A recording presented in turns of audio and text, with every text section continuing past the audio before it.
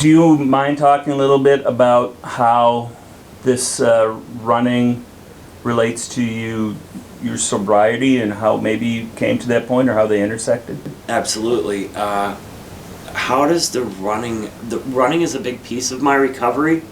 It's not something I depend on for my recovery. When I say recovery, I mean recovery from alcohol and drug abuse, or addiction rather. Running can't be the answer to my recovery because I'm going to get injured. I'm going to get hurt. The running might not always be there, but it is good therapy. And I find that at these races of ultra long distances, there are many people like me there. So I have many friends in recovery. I have many friends in long running. And then if you want to think of the Venn diagram, I have some really great friends of that place where those two things intersect. And there are tons of people where those two things intersect. Something about the toe socks can really reduce the amount of blister. Probably because my toes aren't rubbing against each other.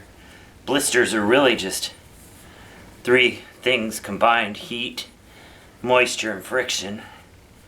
So we want to avoid as many of those things as we can.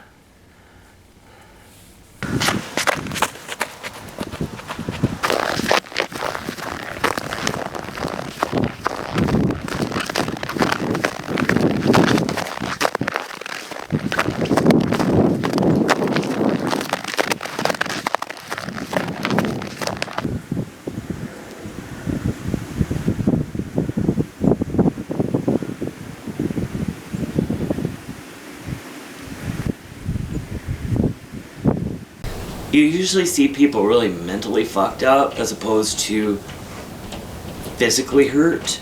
There are physical dangers out there, of course, but usually what you see is just mental basket cases. And again, maybe that comes from sleep deprivation, from just the wanting to stop but keep working through it, that kind of thing. But usually it's I know some people who break their arms and keep running, or sprain their wrists and keep running, that kind of thing, get it looked at afterwards. But usually what stops people, it's all up here. It's their heads, it seems. You just see mental basket cases. You see people crying?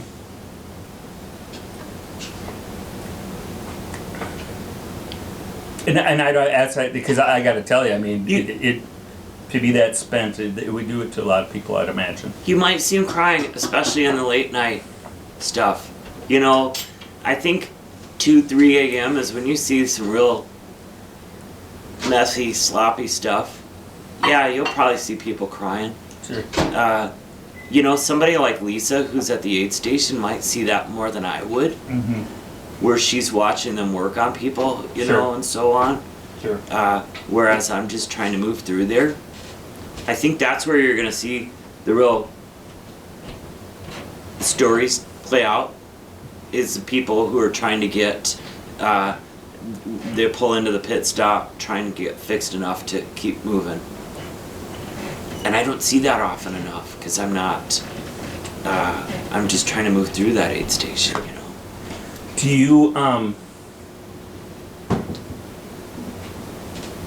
you, is part of this for the runner's high, which I think is a real thing? I know, the few times, I didn't exercise regularly, but if I've really spent myself, Yeah. I am super mellow and really... I do like that feeling of being exhausted. And I do think that sometimes it takes a good several hours before you're really feeling good running. I'm not sure about the endorphin piece, although I will say when you go out and run for 6 hours, after 3 or 4, you feel like you can go forever, and there is a different kind of feeling, if that makes any sense. Yeah. How long do you think you can do this? Not how long in miles, but how many Age? more years? Yeah. It's interesting because people seem to like the longer stuff the older they get. You don't see a lot of 65-year-olds running hundreds, but you do see 50 to 55 sometimes winning hundreds.